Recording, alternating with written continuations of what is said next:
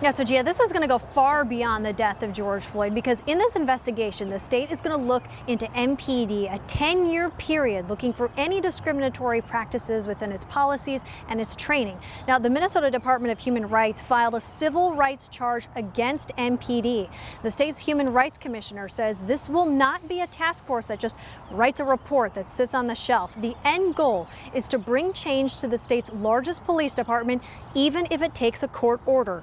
We know that this is systemic, not just in Minneapolis and Minnesota, but it needs to start somewhere. It needs to start where we know things happen. I welcome the investigation from the state of Minnesota because we need help. Minneapolis City Council members are supporting this move because they say Police Chief Medaria Arredondo needs help after struggling to implement changes within a culture that's resistant to change.